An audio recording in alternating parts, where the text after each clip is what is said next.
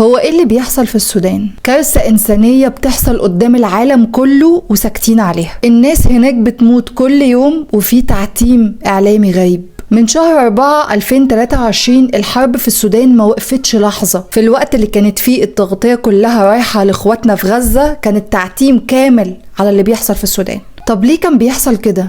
من الآخر عشان هي ماشية بالمصلحة. طول ما مصلحتي مش في التدخل أو الكلام عليك أنا ماليش دعوة. بس للأسف ناسين إن دول إخواتنا وأهلنا، وإن ده زهق للأرواح زي ما ربنا قال: من يقتل مؤمنا متعمدا فجزاؤه جهنم خالدا فيها. ده غير إن أي حد بيحاول يتكلم أو يوثق أي حاجة بتحصل هناك كان بيتم تصفيته. قتل واغتصاب وتجويع، إيه المهزلة دي؟ القصة بدأت زمان لما الرئيس المخلوع عمر البشير كون ميليشيا مرتزقة اسمها قوات الدعم السريع. هو عمل كده علشان يتم التغطية والسيطرة على إقليم دارفور. وقتها كان في تمرد من الشعب، لأن الرئيس المخلوع ده كان بيسرق، ما بيعملش أي حاجة غير إن هو بيسرق فخيرات وذهب السودان. طب ليه عمر البشير وقتها استعان بالقوات الميليشية دي؟ ليه ما استعنش بالجيش؟ وده لأن هو استنصح وقال لك الجيش ممكن يتقلب عليا في أي لحظة، فلازم أجيب حد يساعدني ويبقى في ظهري. ويشاء القدر يا مؤمن إن تقوم ثورة بعديها شعبية في السودان، ووقتها تتحالف قوات الدعم السريع مع الشعب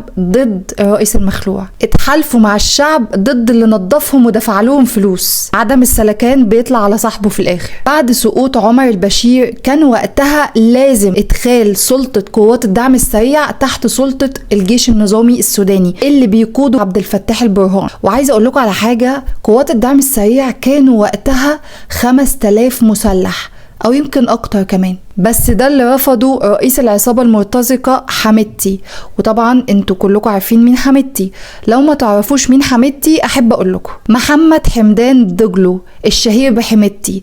الراجل ده كان عبارة عن شخص من المرتزقة اللي مش سوداني باي ذا واي. كان كل اللي بيعملوه ان هو راعي للغنم وبيطلع في اي مصلحة. رفض وقتها حميدتي انه يدخل تحت وطأة الجيش السوداني علشان يفضل يسرق براحته في ذهب وخيرات السودان بدون تدخل رسمي من الجيش. من هنا بقى بدأت حرب السيطرة والاختلاف اللي خلت حميدتي ورجالته يطيحوا في الشعب السوداني العزل. فاللي بيحصل هناك مش حرب أهلية زي ما بيتقال، اللي بيحصل هناك ده تطهير عرقي للشعب السوداني. في أكتر من 5 مليون نزحوا من الخرطوم من وقت ما الحرب بدأت، وأكتر من نص مليون طفل مات. لو مش بسبب التجويع القسري اللي بيحصل عليهم دلوقتي هيكون بسبب للأسف القتل الغير مبرر. مفيش حاجة سلمت منهم حتى الحيوانات. طب مين هنا المستفاد من كل اللي بيحصل في السودان؟ انت وانا عارفين